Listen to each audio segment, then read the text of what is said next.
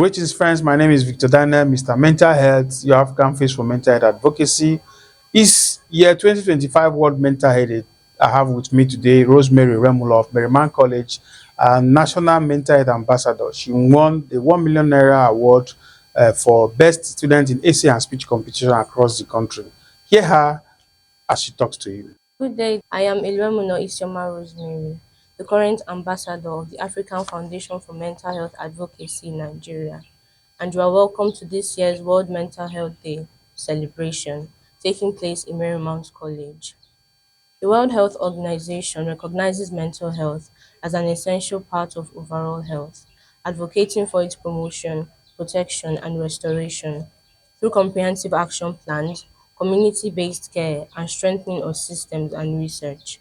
The organization defined mental health as a state of mental well-being that enables individuals to cope with the stresses of life, realize their abilities, learn well, work well, and contribute to their community. In a simpler form, mental health can be seen as a person's condition with regard to their psychological, social, and emotional well-being. It encompasses everything about an individual, including the way they see and perceive themselves, the way they relate with others, the way they cope with life stresses, and how all this affects them.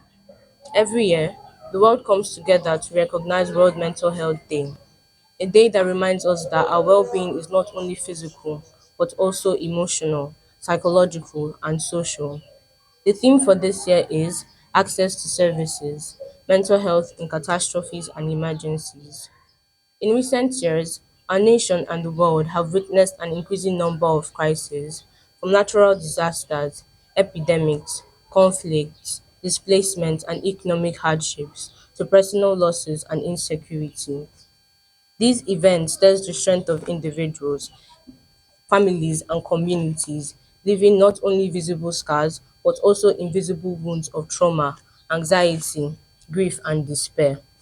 During such catastrophes, mental health often becomes a silent casualty. While attention is usually focused on food, shelter, and physical care, the psychological suffering of the survivors, first responders, and affected families often remains neglected.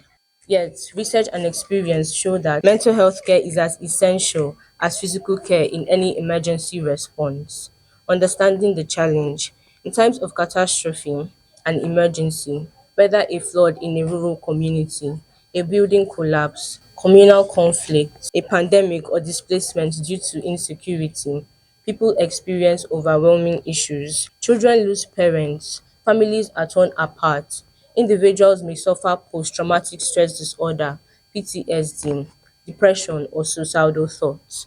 Unfortunately, in Nigeria, access to mental health services remains limited. The World Health Organization estimates that 1 in every 5 people living in conflict-affected areas has a mental health condition. In Nigeria, with its mix of insecurity, disasters, and economic pressures, this reality is not far-fetched. Yet, our ratio of mental health professionals to the population remains critically low, with less than one psychiatrist to half a million citizens. The few available services are concentrated in the urban centers, leaving millions in rural and crisis-prone communities without access. Access is the key. The theme, Access to Services, urges us to look beyond awareness to action. It is not enough to acknowledge mental health needs. We must ensure that health is available, affordable, and culturally acceptable. Access means physical access, ensuring that mental health facilities, counseling centers, and community clinics are within reach of everyone, including those in remote and displaced populations. Financial access, integrating mental health services health into public health care and health insurance schemes so that cost does not become a barrier. Psychological access, breaking the stigma and cultural silence surrounding mental illness so that people feel safe to seek help without shame. Emergency access, ensuring that psychological support is part of every emergency preparedness and response plan. As we commemorate World Mental Health Day 2025, may we move from awareness to accessibility, from sympathy to service, and from silence to solidarity. The mind, like the body, deserves care, especially when catastrophe strikes. Let us stand together to build a Nigeria where mental health services are available to all, where trauma is treated, and where recovery is possible even in the face of adversity. Again, I am Ilemuno Isioma Rosemary. Thank you.